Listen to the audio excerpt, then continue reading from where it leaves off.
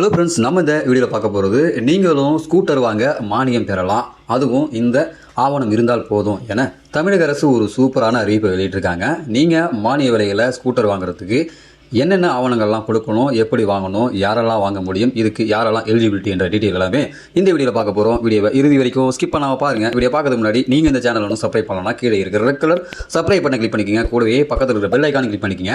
அப்போ தான் நாங்கள் போடக்கூடிய பயனுள்ள வீடியோக்களை நீங்கள் மிஸ் பண்ணாமல் பார்க்கலாம். வாங்க வீடியோக்குள்ளே போகலாம். தமிழ்நாடு அரசு மக்களுக்கு பல்வேறு விதமான நலத்திட்டங்களை செயல்படுத்தி வருது.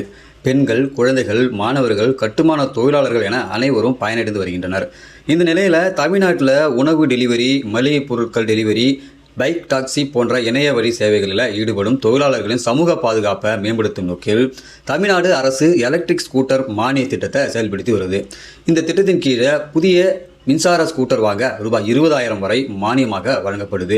இந்த மானியத்தை பெறுவதற்கான தகுதிகள் மற்றும் விண்ணப்ப செயல்முறைகளை முழுமையாக நம்ம இந்த வீடியோவில் பார்க்கலாம். அதாவது தொழில்நுட்ப வளர்ச்சியால் பெருகி வரும் இணையம் சார்ந்த வர்த்தக சேவைகளில் இருசக்கர வாகனங்களை நம்பி பணியாற்றும் இளைஞர்களின் எண்ணிக்கை அதிகரித்துள்ளது.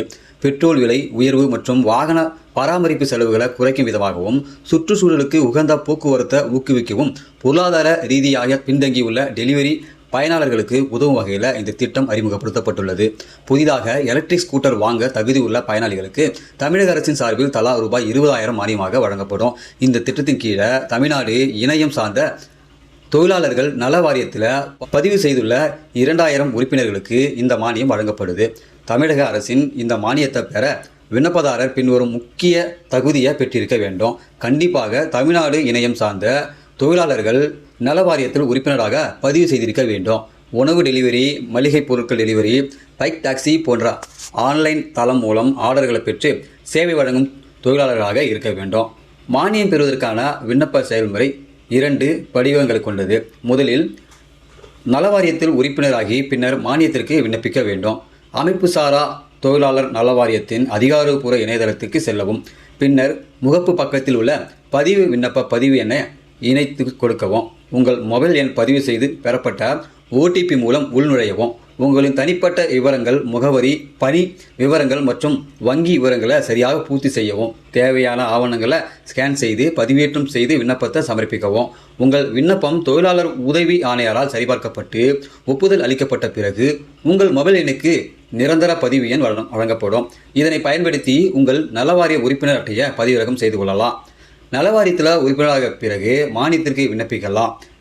அதாவது tnuwwp.tngov.in என்ற நேரத்திற்கு சென்று முகப்பு பக்கத்தில் உள்ள சப்சிடி ஃபார் ஸ்கூட்டர் என்ற இணைப்பை கிளிக் செய்யவும். நலவாரியம் வழங்கிய உங்களின் நிரந்தர பதிவு எண் மற்றும் கடவுச்சொல்லை பயன்படுத்தி உள்நுழையவும். தேவையான ஆவணங்களை பதிவேற்றம் செய்து விண்ணப்பத்தை பூர்த்தி செய்யவும். ஆன்லைனில் விண்ணப்பிக்க முடியாதவர்கள் அருகில் உள்ள சேவை மையங்கள் மூலமாகவும் நலவாரிய உறுப்பினர் மற்றும் மானிய திட்டத்திலும் விண்ணப்பிக்கலாம் என்று தெரிவிக்கப்பட்டுள்ளது. ஸோ இந்த ஒரு அரிய வாய்ப்பானது நிறைய நபர்கள் பார்த்தீங்கன்னாக்கா ஆன்லைன் வழியாக பணியாற்றுறாங்க. அதாவது மளிகை பொருட்களை வீட்டுக்கு டெலிவரி பண்ணுறாங்க, உணவு டெலிவரி பண்ணுறாங்க, பைக் ஆட்டோ இது மூலமாகவும் ட்ராவல் அலவன்ஸ் பெற்று நிறைய பேர் சம்பாதித்து வராங்க.